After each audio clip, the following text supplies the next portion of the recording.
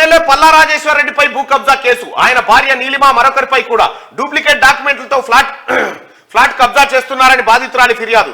FIR నమోదు చేసిన Pocharam IT corridor పోలీసులు అంటూ ఒక్కటి కాదు పల్లా రాజేశ్వర రెడ్డి పైన ఇంకా 1000 కేసులు నమోదైతాయి.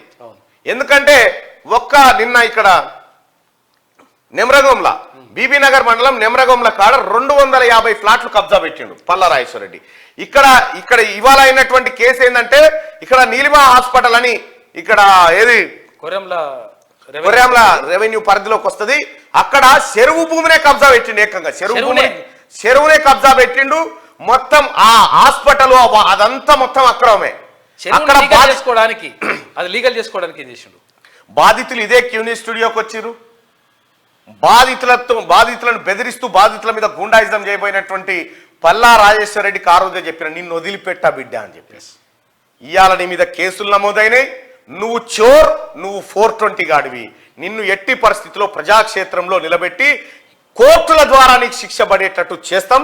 ఖచ్చితంగా పేద వర్గాలకు న్యాయం జరిగే విధంగా మా ప్రయత్నం కొనసాగుతుంది. ఇంక ఇవే కాదు పల్లా రాజేశ్వర రెడ్డి, రోజుకోటి ఉంటుంది నీ కథ. ఎందుకంటే నువ్వు చేసిన అక్రమాలు అన్నీ కాదు. పాపం పల్లా రాజేశ్వర రెడ్డి భార్య నీలిమ ఉంది. ఈ లంగా ఉన్నాడుగా, ఈ లంగా కంటే ఆమె 1000 వాళ్ళు నయం. ఆమె పేరు ఖరాబు చేసిండు.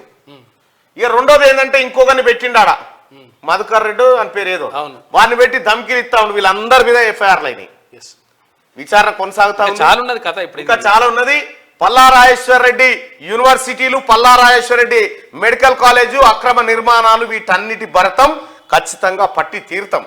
పేద వర్గాల కడుపు మీద కాలు పెట్టినావు నువ్వు కొడక. కాదు, చెరువుని మాటికే చేసి చెరువుని ఆడ బ్యాంకులో తనఖా పెట్టి 30 లక్షలు తెచ్చిండు. చెరువు భూమి దాన్ని లీగల్ చేసుకోవడానికి చెరువు భూమిని తాకట్టు పెట్టి